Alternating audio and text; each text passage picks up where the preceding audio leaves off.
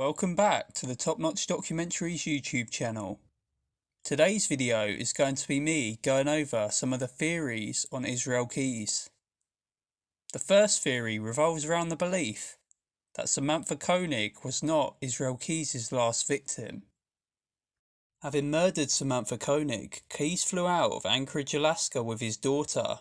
He arrived in Las Vegas, Nevada, and then drove with his daughter through multiple states and finally arrived in Texas.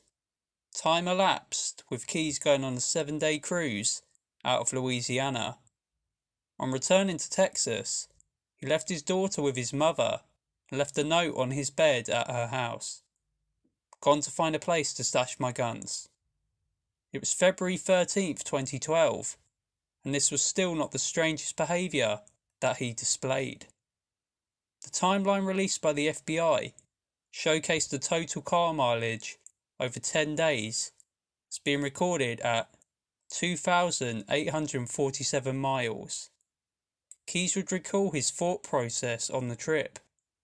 He was amped up following the media coverage of Samantha Koenig's abduction from the Common Grounds coffee shack. He staked out cemeteries in Texas and admitted to being out of control. He confessed to being open to the idea of snatching someone from an out-of-the-way ATM. MapQuest history showed a Glen Rose Cemetery search on Keyes' phone. He was definitely trolling for potential victims. Keyes' mother and one of his sisters found him on February 15th, having been directed to a mall parking lot to meet up with him. He had been gone for days and they hadn't been able to get in contact with him since he wasn't using his phone. On finally reuniting, Keyes appeared dishevelled. He wasn't his normal self. He joined the pair in returning to the house and then vanished again the next morning. It was February 16th, 2012. He found an abandoned house, probably days before, and burned it down in the morning before proceeding to rob a bank 30 minutes away. All of these actions seemed excessive.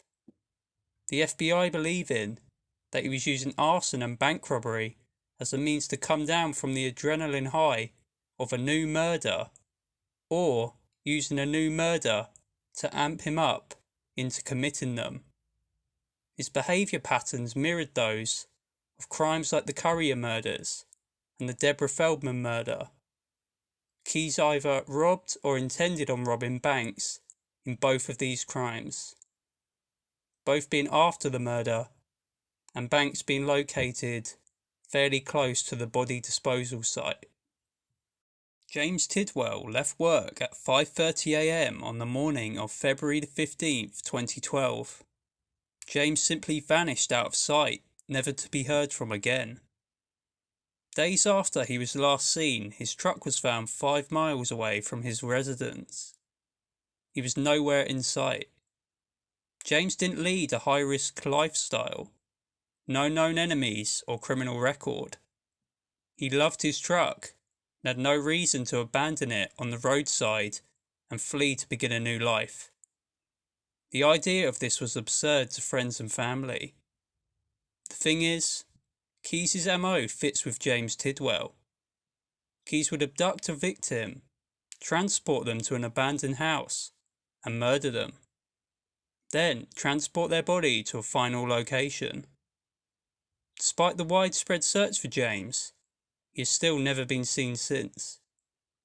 There's seemingly no direct connection to James Tidwell and Israel Keyes. But there is no connection to Keyes and any of his random victims. On taking over the bank following the arson, Keyes was wearing a white hard hat with real human hair attached. An eerie coincidence is that James often wore a white hard hat at work. The false appearance of Keyes, who had short hair at the time, had the FBI concerned. The sinister part was that it wasn't Israel Keyes' own hair. In one of the FBI interviews, he smirked and said that you don't have to buy real human hair. Everything's free if you take it. So who did the hair belong to? James Tidwell is Keyes' potential true final victim. plenty of Israel Keys' behaviours fit.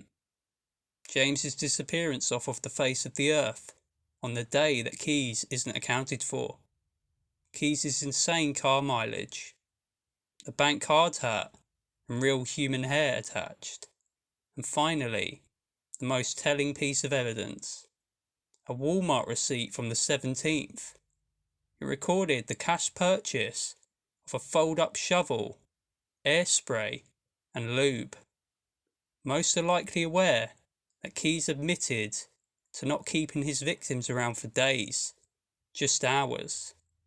Many are also aware of his activities with victims' bodies after the murder. On piecing the puzzle together, you get a terrifying conclusion. The second theory is that Israel Keys is the Boca Raton killer out of Florida. Crazy, right? I don't personally believe this one, but it's interesting nonetheless. The only links to Keys in Florida appear to be some of his family reside there, and he had travelled there as well. The Boca Raton killer is still unidentified, began killing women and or their children in 2007. The killer's MO involves stalking mall parking lots, carjacking a mother and or child, bounding them with zip ties, and driving them over to a drive-through ATM to withdraw cash. He would murder with a gun.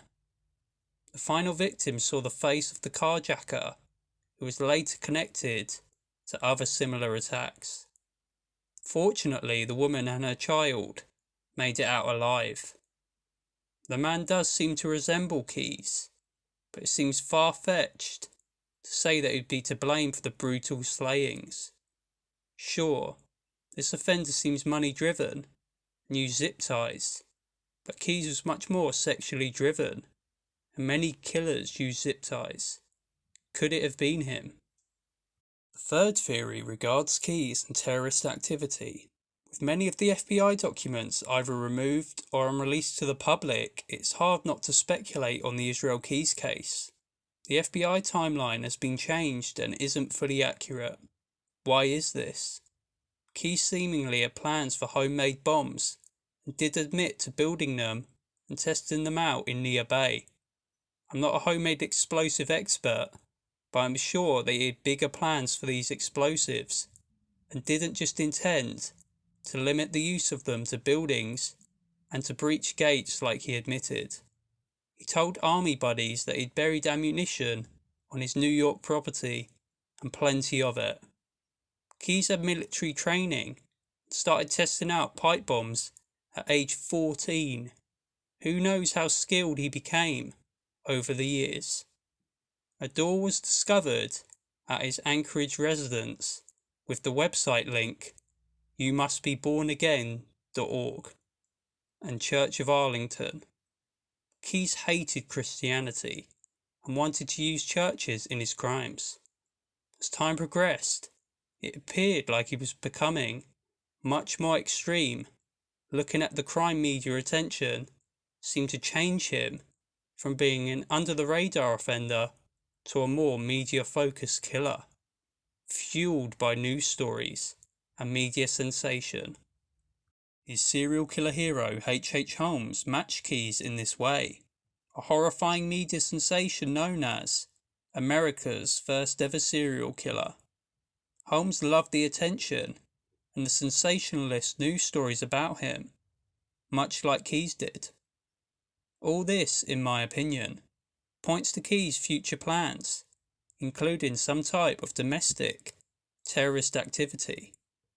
Keys grew up around white supremacy, infamous for its terrorism links and hatred of the federal government.